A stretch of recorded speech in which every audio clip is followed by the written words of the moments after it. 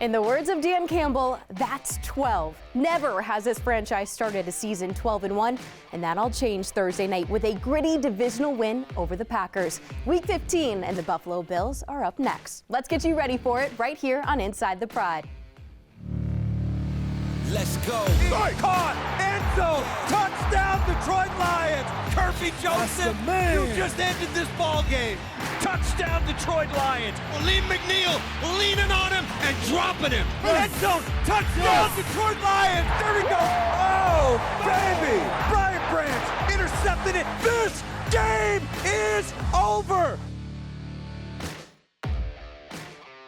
This is Inside the Pride, presented by Whisker, maker of the Litter Robot. I'm Dannie Rogers. Detroit has put on a masterclass of next man up mentality. At this rate, it doesn't matter who subs into Aaron Glenn's defense, whether it's the Pat O'Connors or the Zeke Turners of the NFL world. That unit is making opposing offenses miserable. Let's take another look at that gritty Week 14 win.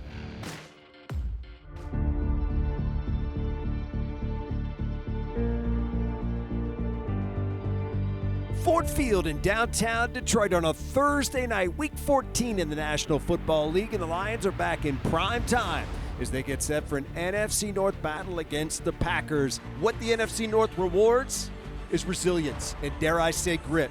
We know these guys have got it. They need to show it tonight as they get set to take on the Packers. Goff empty out of the gun, has got it, looking, throwing, middle, caught, crossing. That is J-Mo with it, inside the 20, inside the 15, and shoved out of bounds at the 10-yard line. Jared turns, gives to Montgomery, right side, end zone, untouched, touchdown, Detroit Lions. That is a thing of beauty. Love up under center. Turns, fakes the give to Jacobs, sets in the pocket, looks, steps up, gonna get hit, gonna go down. Sacked back inside the 25-yard line. Zadarius Smith got him. Takes the snap, wants to throw from deep in the pocket. Blitz comes, they got a beater. It throws it to Watson up the right sideline. Watson eludes a tackle, ball comes out. It's picked up by the Lions. The fumble is recovered by Detroit, and the Lions have it back. 43-yard field goal attempt, spot down kick on the way. It is up and it is good. And it is now the Lions 10 and the Packers nothing. Love turns, gives to Jacobs, left side in, touchdown Packers. Back will come Jared Goff and the offense. Jared takes the snap back, looking, throwing, end zone, caught, touchdown Detroit Lions. You can't cover that man. What a sick route that time. Love moves in behind center, snap, knee, end of half. Good one for the Lions. Really good one. Love leans in. There's the snap. Love back. Lions bring an extra man. Love throws. Middle. Caught. Touchdown. Packers go straight to the line. They hand it off to Jacobs. Jacobs gets inside the 5 to the end zone. Touchdown. And the Packers have had a heck of a 3 minutes and 45 seconds to start this third quarter. And they've got the lead for the first time tonight. Here come the Lions now. Goff has got it back. Looking. Throwing middle. Touchdown. Detroit Lions. Tim Patrick. That is your first in the Motor City, my man. And it's a big one as the Lions take the lead back. Love takes the snap, gives to Jacobs, hesitates, hits the left side, finds the end zone, touchdown. Packers back on top. Goff up under center, turns, fakes to Montgomery, sets in the pocket, throws, end zone, caught, touchdown, Detroit Lions. Tim Patrick, second of the night. They've got the lead back. Back and forth they go. What a game. Massive play right here. Lions hanging onto a 3-point lead. Love gonna run it over the left side. He is taken down. What a play. Zeke Turner, I see you 47, and forces a Green Bay field goal attempt. That is big time stuff. So here we go. Lions are gonna keep the offense on the field. It is 4th down and less than a yard. Jared up under center, turns, gives it to Montgomery, gets the first down. Jared tripped as he came out from behind center, handed it to Demo, just barely got it to him. He got the first down to the 14-yard line. You let that clock run now. Down to 30, and the Packers can't stop it. They will send Jake Bates in to try to win this game. There it is, Fox the hold, kick away. It is up, and it is good. These Detroit Lions, you want to talk about grit. You want to talk about determination. You want to talk about resiliency. This team is all of those things. Yeah!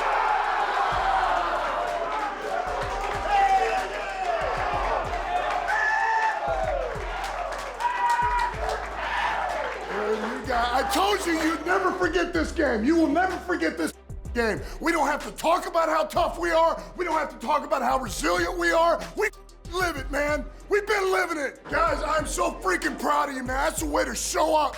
You talk about pressure, we live in pressure. That's where we freaking thrive. You did it again. You did it again. All right, it doesn't matter who's playing for us. It doesn't matter what's going on. You always find a way to win. That's what champions do. This is not happenstance, man. This doesn't just happen. This has been in the making, man. This has been in the making, all right? We were all supposed to be here together, man. We're destined for this. Just stay the course. Warriors, good win, break it down.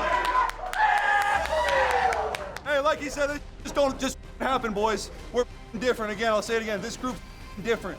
Win on 3, 1, 2, 3, win! Make that 4 divisional wins for the Detroit Lions. Head coach Dan Campbell stops by the studio next to break down the AFC East champion Buffalo Bills. Inside the Pride is presented by Whisker and brought to you by the Ford Motor Company, Henry Ford Health, and by Meyer. Welcome back to Inside the Pride, now joined by head coach Dan Campbell. Let's get straight into these Buffalo highlights because we've got a few of them. Rarely do we pull a highlight that highlights a quarterback this physical, taking it in himself to the end zone in Josh Allen. He is second on the team in rushing. Why is he such a threat right now? Look, he's been a threat in this league for a long time. 4th and 2 here. Look, he's big, he's physically strong, he's got speed, and he just also knows when it's his time. You know, if you said, what has he really done better this year? It's the fact that they got this run game, he's playing within the system, and then when it's time to go, he's deciding he's going to go. He's not trying to leave too early. He's giving his guys a chance to win, but when it doesn't happen, this is what you get out of him. He turns into Superman again. He's a fearless competitor. Sean McVay called him an alien, so Superman is your word for him? Yeah, I call him Superman. All right, which Superman is an alien, Yeah. I think. But wide receiver Khalil Shakir, he is leading this team in receiving yards. He had 106 receiving yards last week. 50 of them are going to come on this big touchdown play. Why is he getting open? yeah, listen, really good. And they've got a lot of receivers do a lot of things for him, plus a tight end up here, Knox, really good. They got Cook in the backfield, not on this one, but they do. Look, this is just him finding the window, finding the zone, but I can show you a ton of clips of him one-on-one, man-to-man, in the slot, working the nickel, whoever it is, and then taking it to the distance here. So he's got quickness, he's got ability to break away, he's got awareness of zone, and he's got home run speed. You keep talking about the run game. It just seems like you are not going to get away from the Cook brothers while you're coaching in the NFL. This is James Cook for Buffalo. He is having one heck of a year, over 700 rushing yards. What does he do right now for this offense? Like you mentioned, is opening up the pass game for Josh Allen to be great. Well, a couple of things. Number one, they're really leaning on it. They've got a good offensive line, and then they're handing this guy the ball, and he happens to be a guy that's got really good vision, body control, balance, and he's strong, right? He's not afraid of contact, run between the tackles, he can run on the perimeter, and he can finish this way. And so when you do that, you have a guy like him, you become more physical, you gain confidence in the run game, and then that takes pressure off your quarterback, and he's already a damn good quarterback. So it just it elevates your offense. Mm-hmm. These are the two top offenses in the NFL going at each other, but we want to talk about some defense from this Bills. Defensive tackle Ed Oliver. The stats don't tell the whole story with him. Why not, and why is he impacting that defense so much? All right, there's a lot of good players on this team. Give them the bell cow. This is their bell cow, 91, Ed Oliver. He's the one who draws the most attention because he's the most disruptive. And if you allow him to be one-on-one, this is what he does, you know? And a lot of times he's gotten what it is because everybody sees the pass production, right? You see the sacks, you see the pressures, all this, and I know what you're saying about, the stats. He plays the run too. This is it here. He'll get an edge, he rips through it, he does the dirty work, the hard work. He's having to beat double teams in the pass game, which he just won't give up, man. And he's an excellent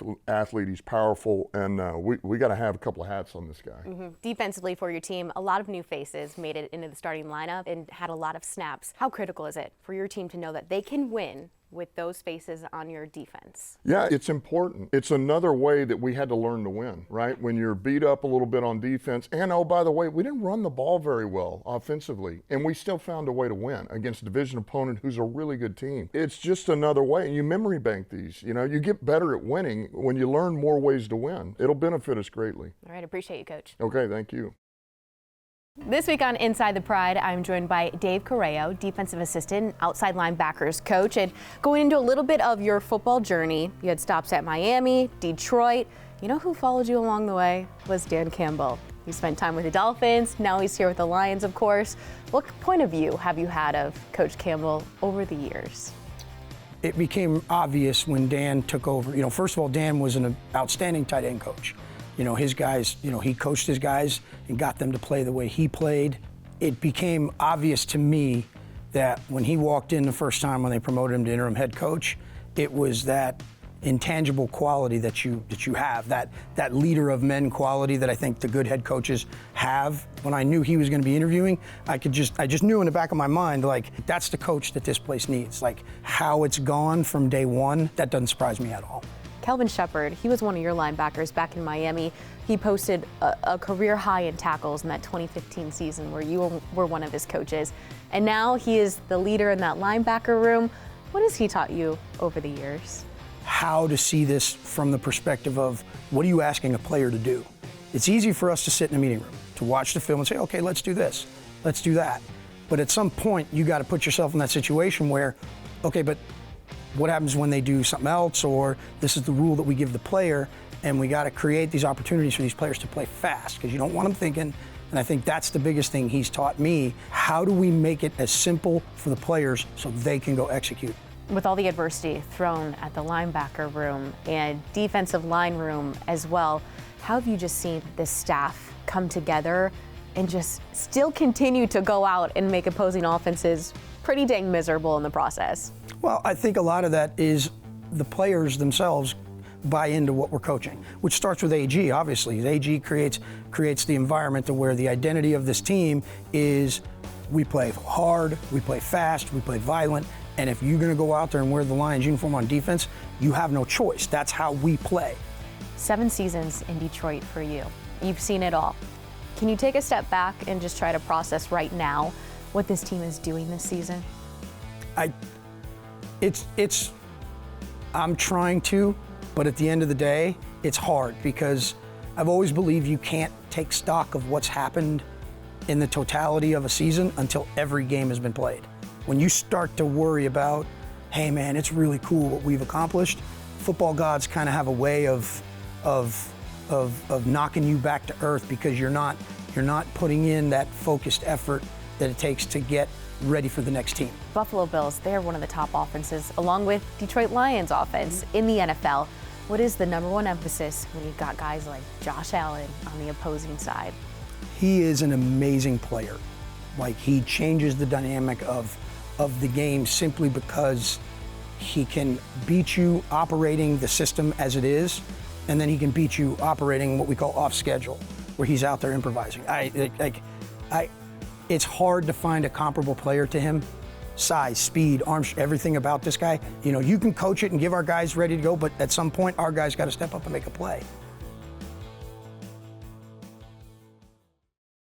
The Detroit Lions are celebrating their Inspired Change initiative this Sunday. Alycia Meriweather, Deputy Superintendent of Detroit Public Schools Community District, is this year's changemaker and received the surprise of a lifetime. I've been with Detroit Public Schools since I was 4 years old. The root of my why is that I was born to do this. For me, growing up in the city, attending Detroit Public Schools, I want every student to have the amazing experiences I had. And so my whole career, from teaching at a neighborhood middle school to what I'm able to do now, is about the big picture, trying to make sure that every student across the whole district has equitable access to opportunity. There's not a shortage of talent in Detroit Public Schools. There's not a shortage of giftedness. There's a shortage of opportunities.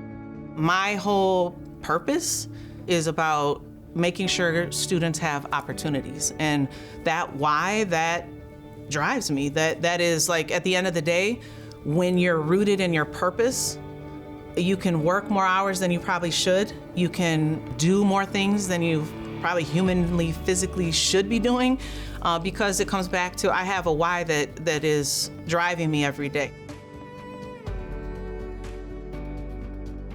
What makes DPSCD so special to me is our mission is to educate and empower every student in every community, every day, to build a stronger Detroit.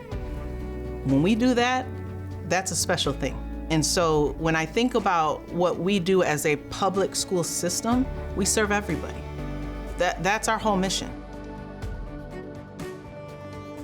The Detroit Lions Academy slogan is "Second chances lead to greater comebacks." And what I love about the partnership with Detroit Lions Academy is that I think a lot of organizations would not pick Detroit Lions Academy as their #1 partner. So for the Detroit Lions organization to say, no, we want to partner with young people who are trying to make a comeback, like that,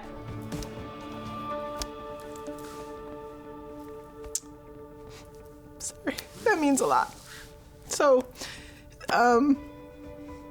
I think for students to see the Detroit Lions on the field is one thing, but for students to see the Detroit Lions in their building, when they've come to Detroit Lions Academy because they needed a second chance, and to see players come in and give their time and resources and attention and staff to come in, it just means a lot.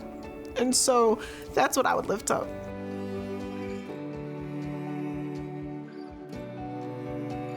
I am someone who loves the city of Detroit and our children a whole lot, and I've given my whole career to serving the children of the city of Detroit in one way, shape, or form. I think that's it in a nutshell, is that I've been blessed to be able to do what, from the time I was 8 years old, that I felt like I was called to do, that's actually what I've been able to do with my career, with teaching and then administration in Detroit Public Schools. When you hear the word change maker, what comes to mind? Change maker. Well, I'm a former teacher, so change maker. Change means different than it was. Maker is somebody who makes it happen. Do you consider yourself a change maker? Well, based on the definition, yes. Well, Alycia, we at the Detroit Lions think you are a change maker as well. What? And so, because of that, this year you are our 2024 Detroit Lions Inspire Change Maker. And so, because of that, we would like to donate $10,000 to DPSCD on your behalf.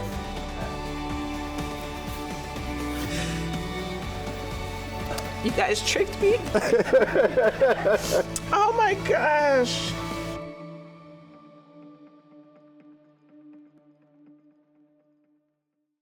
Wishing for something special? Maybe it's VIP seats, the meal of a lifetime, or an unforgettable journey. Whatever it is, Community Financial Credit Union can make it a reality. Share your impossible dream at impossibledreams.org by scanning the QR code at the bottom of the screen. Welcome back. Let's get into another Rogers Rewind. And it is hard to find someone who is not a fan of head coach Dan Campbell, but there are some who are bigger fans than others. Check out tight end Sam Laporta. The way he's looking at his head coach, it's easy to like your coach when he trusts your team so much to go for it on 4th down 5 times in a game. Lions delivered 4 of those times. Defense also delivered against the Packers. Dan Campbell said post-game that unit is now called the Northern Savages. Offense has had some pretty cool nicknames all season long. I'm glad defense is starting to get into the nickname too. David Montgomery, if you don't know some cool facts about him, 1, he loves bowling. Number 2, he is an Eagle Scout. That is the highest ranking you can get as a Boy Scout, and he honored that with a touchdown against the Green Bay Packers. On Scout's honor, David Montgomery is crushing it this season. He has 12 TDs. He needs 13 to tie his season career best. Lions are back in action this Sunday against the Buffalo Bills. Kickoff is slated for 4:25 p.m. on CBS. Thanks so much for watching this week. We'll see you right back here for another episode of Inside the Pride.